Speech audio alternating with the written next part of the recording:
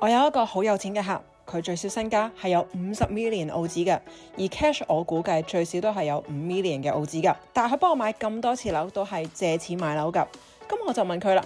點解你要借爆晒咁樣買樓啊？點解你唔用 cash 啊？我哋澳洲樓價對於你嘅 cash 嚟講都唔係一個大數目啊。點解你唔 full pay 買樓嘅？咁佢就話啦，佢都成50、60歲人啦，經歷咗由20幾歲開始一路買樓都係借爆晒咁樣買樓㗎。佢同我講，佢致富嘅方法就係將一啲負債慢慢咁樣變成資產，去加速佢嘅財富累積啊。佢從來都唔會俾一層樓鎖死晒佢啲 cash 㗎，因為可能突然間會出現一個千載難逢嘅致富機會，就例如係股災啦、Bitcoin 急跌啦等等，咁佢到時亦都會有流動資金去搏多一注啊嘛。咁而且係話銀行嘅 mortgage 係咁多嘅投資產品之中最正㗎。雖然我哋而家澳洲利息高企啊，自住呢個利息好多都係5.1啊、5.2以上啊，雖然都係叫做歷史上面其中一個高位，但係比起我哋嘅卡窿8-9%，其實 mortgage 嘅利息都唔算貴㗎。而信用卡嘅利息，如果你唔準時還嘅話，利息係超過20% 嘅。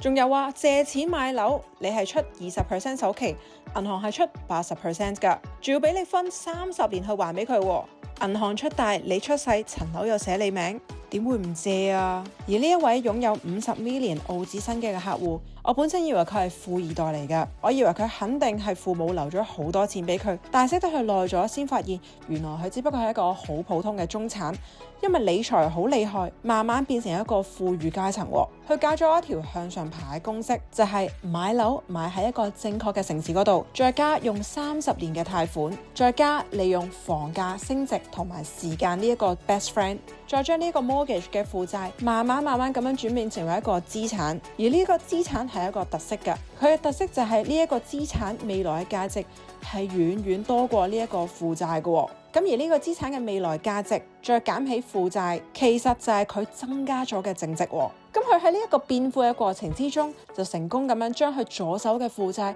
慢慢咁樣轉變成為右手嘅資產。好啦，我哋而家一齊研究一下熒幕上面嘅呢條公式先。